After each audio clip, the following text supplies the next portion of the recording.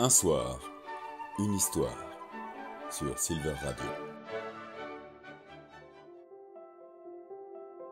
Les tableaux de Claude Monet sont très disputés aux enchères. Relativement peu sont en vente. En 2004, il y en a eu 26, 22 en 2005 et 28 en 2006.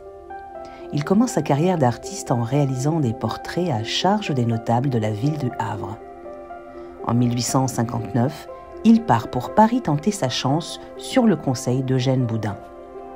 En 1866, il connaît le succès au salon de peinture et de sculpture grâce à la femme en robe verte, représentant Camille Doncieux, qu'il épouse le 28 juin 1870.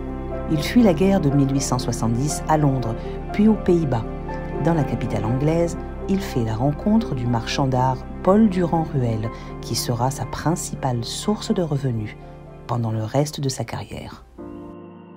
D'un caractère parfois difficile, prompt à la colère comme au découragement, Claude Monet est un grand travailleur qui n'hésite pas à défier les éléments pour pratiquer sa passion. Monet résume sa vie ainsi à la meilleure manière. Qu'y a-t-il à dire de moi ?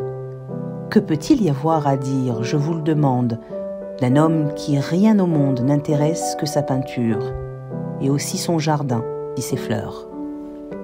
Début 1878, obligé de réduire son train de vie, Monet quitte Argenteuil et s'installe provisoirement à Paris, rue d'Édimbourg.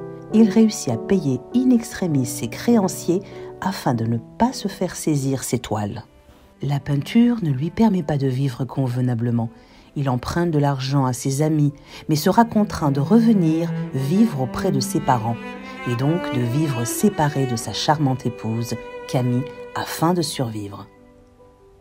Son père lui donne peu d'argent, mais c'est sa tante qui subviendra en plus grande partie à ses besoins.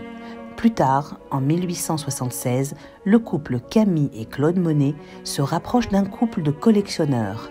Ils s'installeront même ensemble, tous les quatre. Aujourd'hui, il est rare de croiser une personne insensible à la peinture de Claude Monet.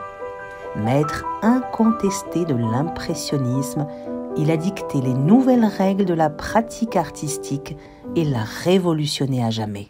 Un soir, une histoire sur Silver Radio. Vous êtes bien sur Silver Radio. Vous écoutez Silver Radio.